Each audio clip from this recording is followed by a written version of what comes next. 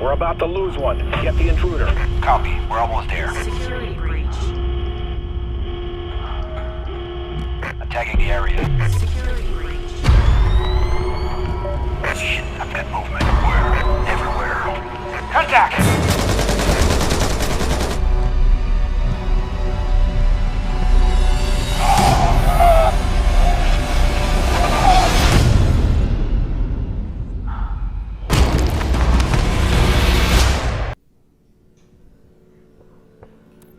Yo, what's happening, everybody? Welcome back. It's Hertz here with some more the Splinter Cell Blacklist Spies versus Mercs. This time, well, I've decided to change it up. You know, Doug and I, or Gunnut, we decided we were going to do a little classic the other day. I got some classic footage. This was probably the best round out of the few that we played. And I think, you know, I really enjoyed this. It was a pretty solid round. When you get to 4 decent players in here, where it's not a completely one-sided affair, I think that this can be a pretty good. I mean, going back to it, there can be some really intense and fun matches that play out here, you know. So it's all about light and shadow in the SvM Classic. It's 2-on-2. Like I said, it has an intensity to it that kind of lacks, you know, that isn't quite there in the Blacklist. It doesn't have the fast-paced action, but there is certainly an intensity to it, you know. Anyway, I get this hack going, and despite Doug and I entering the room together as a party, I think actually starting the game, we got split up, you know. I ended up with this guy, Dova Core, and he was actually a really solid teammate. I'm glad that I had him on my team. Juan jumped in, and I don't think this was Juan. I don't think Juan plays much. He's been overstuffed by the channel, left some comments. I don't think Juan plays much Classic and was kind of maybe a little bit uncomfortable in this match, you know. Anyway, I get a great little tase here on Juan, wandering underneath the kind of the open hatch here, and it opens up the window for Dova to get in there and do a little slicing and dicing. So that was a beautiful little tag team there. Just worked out really nicely. And you can see that, or you can tell that Dova's having a little bit of difficulty over there. Nut is obviously circling around on him. I hear the gunfire. I can't quite place it, you know. That's the other thing that really adds the intensity to the Classic is you can't look through walls. You can't look through floors. You have the night vision, but nothing, you know, there's no thermal. There's nothing that's going to, you know, sonar, you know. There's nothing that's going to allow you to see what's behind door number 1, 2, 3, 4, 5, 6, 7, 8, 9, or even 10. Yes, you're going to have to do it the hard way, the old-fashioned way, the classic way. That's right, that's right. Anyway, this hack going really well right now, you know. Dova, a strong defender down on the ground level. I'm not sure what's up here. That looks, I would guess, since Dova is directly underneath me, that was probably some VX gas that had, you know, that was surrounding the helicopter up there. So you know, it worked. We had a great start. Really didn't have much of an opposition that came up to that upper level or up onto the helipad. A lot of the opposition was forced to, you know, stay on the ground floor and was forced to deal with Dova, you know, or Dova Core. Anyway, you're gonna see, you know, I take kind of the real stealthy route coming back too. I figure at the very least it gives the Mercs an opportunity to leave the area, and now I can make a bit more of a hasty run. I did see a little bit of, you know, there's a dangling light right there. You can see it. It's actually shifting the light around that area, and it was playing tricks on my mind. You know, I thought maybe it was a Merc flashlight coming my way, so I was a little hesitant back there. But eventually, I get into the vents, taking a side route, you know, side route into the virus vault itself, into the B sector. I get this sticky cam down. Not a great play, you know. I duck back into some cover here, and Dova picks up that hack. And you know what? I probably should have been more of an active defender, as Dova was for me. I get the sticky cam down. You can see the Mercs are giving chase. It looks like he's pinched off in there. And I was really just hoping and praying that perhaps he would hear the sound of the sticky cam and run over top of it, and, you know, and possibly lure the Mercs, or at least one of them, over its position. So a pretty lazy effort there by me as the defender. And even here in a second, Dova, as he comes back to life, will type in, you know, I fucked up. And there it is right there. And I type in, no, you know, not really. You know, I didn't want to spend too much time typing. I wanted to get the point across, though, that he really didn't fuck up. You know, I was fucked up a little bit, was playing a little bit too much of a lazy defensive role there, you know. So anyway, we regroup. I think he's moving towards the C terminal as we speak, kind of off out of my line of sight at this point in time. Now there's a Merc moving into the hallway, does manage to spot me, and that's unfortunate. But you know what? This really was the highlight of the round for me. The action that I pull off at this location in particular, it was really nice. You know, I had a good time. The sticky cam was a big fail. I decided I'll drop a couple smokes, try and drop in low. The grenade comes up high. I got out of there just in time. I kind of run for some cover, duck into some shadows, and there's Juan coming around the other way, kind of caught me up by surprise, but I caught him by surprise as well. Now this worked out kind of nicely, you know, despite it being a bit of a botch. I didn't mean to get up on this ledge, but it worked out well. It just goes to prove and goes to show that Gunnut was completely blinded by that flash, and I get him one more time with a beautiful flash. Drop down and do a little slice and dice. And now Juan's back in the area with a live grenade cooking, and there you go, sir. a little zappity zap on you, and he drops the grenade at his feet, blowing his ass up. So, like I said, a real highlight moment for me, you know. And it goes on for a little bit, not too long. Eventually, I get shut down. There's only so long that I can hold off the assault that's coming my way here.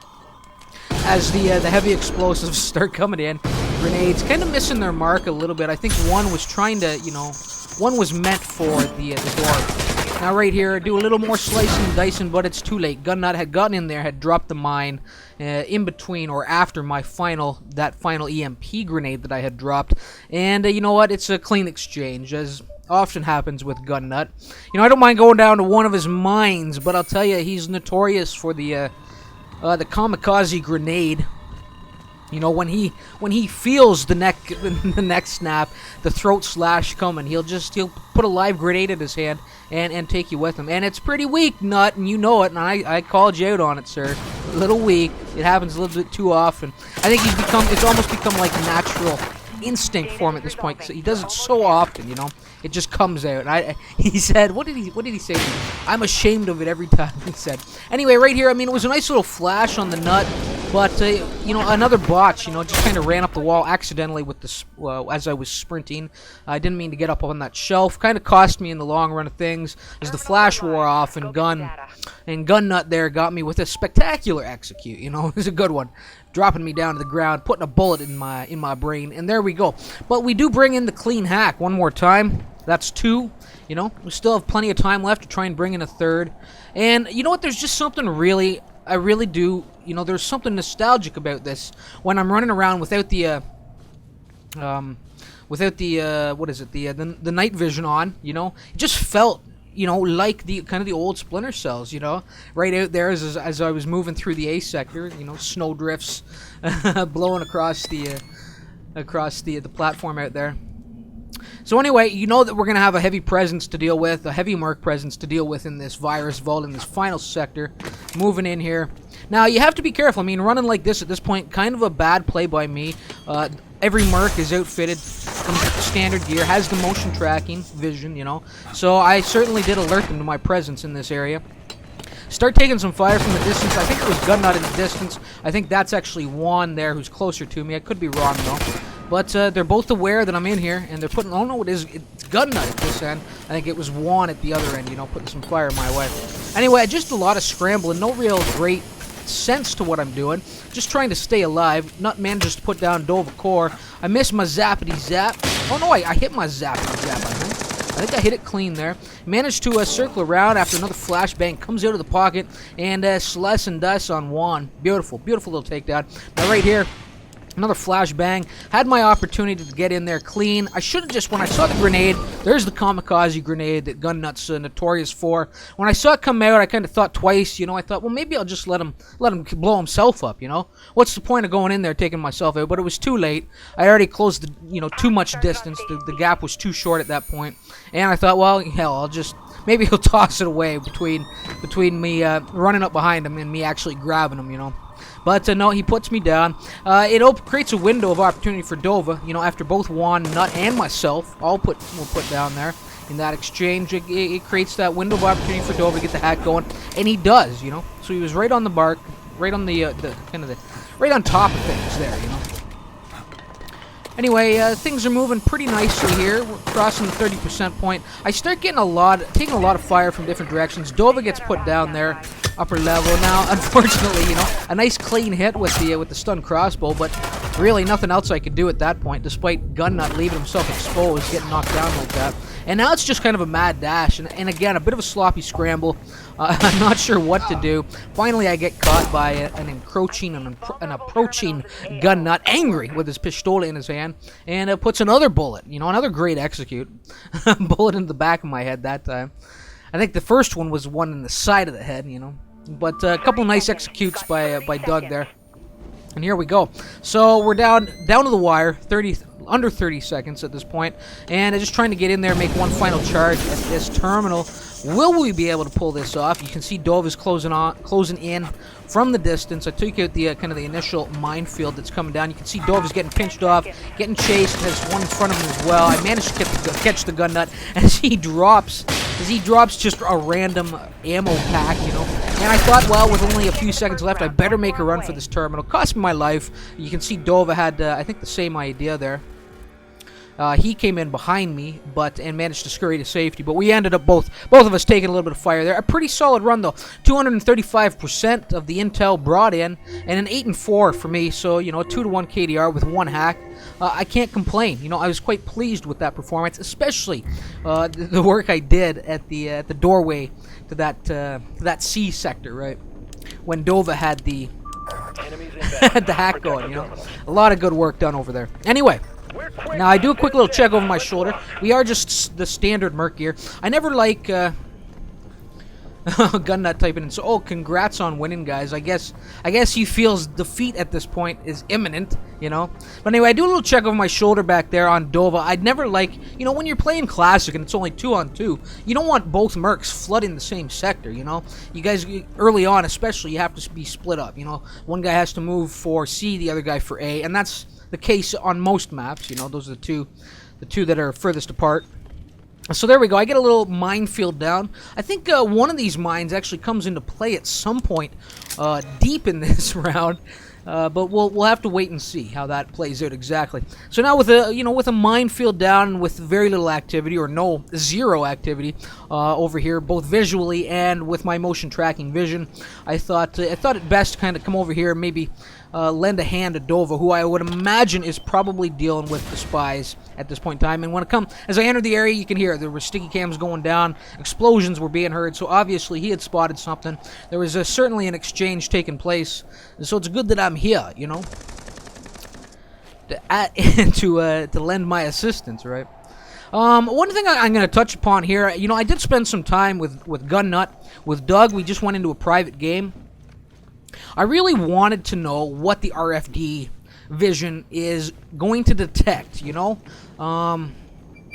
because I was, and a lot of guys may know this, perfectly well. I really felt kind of stupid. I was really amazed at what it actually picks up, I thought that there were a lot of times when I was safe, when really I was on RFD vision, and I was wondering how did he spot me there? Must be, brightness is cranked, or gamma's way up, or, just something, hacks going on or something. There were a lot of questionable moments, but what I realized was that I was doing it to myself. I was giving my position away. Often when I was running a cloak suit, I would, and I was around the corner from an approaching Merc, I would cloak at that last moment just before stepping out on him, and almost every time that if the Merc had RFD vision, I was giving my position away. So I'm sure some of you guys were well aware of that. I think after talking to Doug, he said, yeah, that came in at with patch 1.03. And I was just completely oblivious to that fact. For all this time, all these months, I thought I was safe with my cloak suit. I didn't think RFD was actually picking it up. But anyway, hopefully, if I can figure out how to do this right, I'll bring in some pictures. Action's a little light right now, and I'll show you the kind of the footage while this round is playing out of the action with Doug. So. Well, they pick up this, or the RFD tests that I did with Doug. It'll just be a few short clips that I'll run when things die down a little bit. Anyway, you can see they've got this hack going on A, so we'll save that for the time being. I think I saved Dova's life there with some quick fire on Gunnut as I rounded the corner, and he did the same across the way. And to put him down real quickly, Now, I liked how we moved into this area, I felt It's always a little tense making that run up that, up that stairwell. You'll expose yourself if somebody is posted up there waiting for the Merc to come in close. You leave yourself open to a death from above. But of course, without the ability to look through floors and walls, the chances of that happening scale back quite a bit, So we moved in here pretty nicely, with myself mounting the helipad, Dover running a nice clean patrol underneath it. We still have yet to actually stumble across Juan, who has this hack going. We did put down Gun Nut one more time as he tried to get back in there, playing trying to play a solid defensive role, doing what he could for the team, but it's just not panning out. So there you go. That is for Josh, I think. You see that line of sight at that railing we were talking about, or I had mentioned.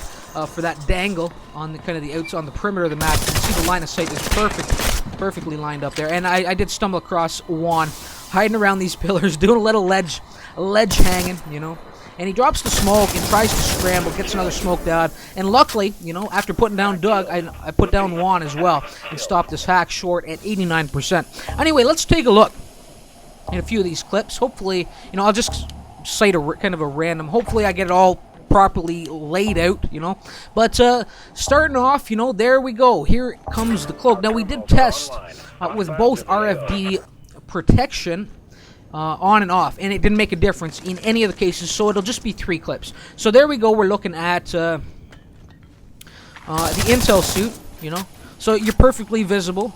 The box highlights, and it doesn't just come up at the start of the intel, when the intel suit is initially activated, it comes up and it stays up for the duration that it's activated, So you got to be careful that if you're going to use your intel suit, make sure you're not just kind of running the floor, RFD guys are going to pick you up, no problem. Same thing with your cloak. Here we go, bringing in the cloak now. Looking at the cloak, exact same thing. Was visible every time, RFD vision, or with the RFD protection on or not, And this was nice. It just kind of held my ground. I knew Juan was up on the helipad here. There we go. And I just kind of catch him as Gun Nut or Doug picked up this hack on the C terminal. But anyway, going back to the other clip, you see it. I mean, completely visible. And that's what I think I've been picking up all those times when cloaked spies are running across my vision when I have, running across my screen when I have that RFD vision in my loadout. That's what I'm picking up rather than the goggles or anything like that. I'm picking up the actual cloak suit. So there you go. The one thing that I was surprised was that, well, the intel suit works, or is detected. The cloak suit is detected. However, the overcharge suit is not. Going back into the action, Gun Nut dropping in there. But with the overcharge suit, going back to the other clip, with the overcharge suit, I mean, a smart Merc will be able to pinpoint the location of that overcharge ground zero kind of detonation, right? You see it pop up on your screen. You see where it kind of initiated from. You see the radius, the radius expand outwards. The bubble expand outwards. So you can kind of pinpoint a guy that way as well. So it's not really needed so much for the overcharge suit. And in fact, the overcharge suit should shut down. It should shut down any chance of you being detected. It should shut down the RFD vision in the first place when it kicks up, right? When it picks up. So there you go. There you have it. I hope that clears things up for at least a couple of guys who were as oblivious as I was. I'm sure a lot of you guys knew what was going on, though. I think even Doug at one point tried to tell me. A couple, even like maybe a month and a half ago or something. He asked me, will the RFD pick up, pick up the cloak?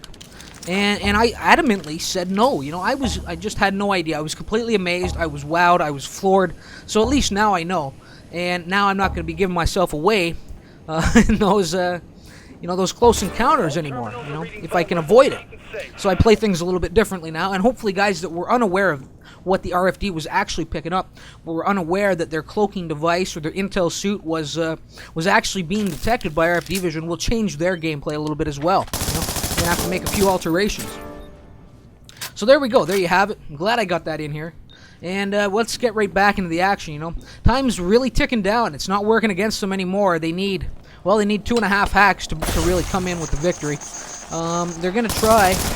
Certainly going to try and save some face here. I get a beautiful kill there on Juan, charging in. A blind kill, Had he had EMP'd me, So things were looking a little shaky. They were looking a little dark. But I just kind of anticipated his line. And like I said, I think I said it earlier on, I mean, I don't think any of us, myself, Doug, or Juan, were really spend too much time playing this game mode. But and you know what? I think that's going to change. I think I may try and get a little bit more often up here on the channel of the classic game mode, you know. But I really think Juan was just kind of, I don't know. I don't think he was comfortable at all. I think it really, I don't know. I could be wrong. You're certainly welcome to leave a comment and let me know what. Let me know if I was right or wrong in that assumption there, Juan.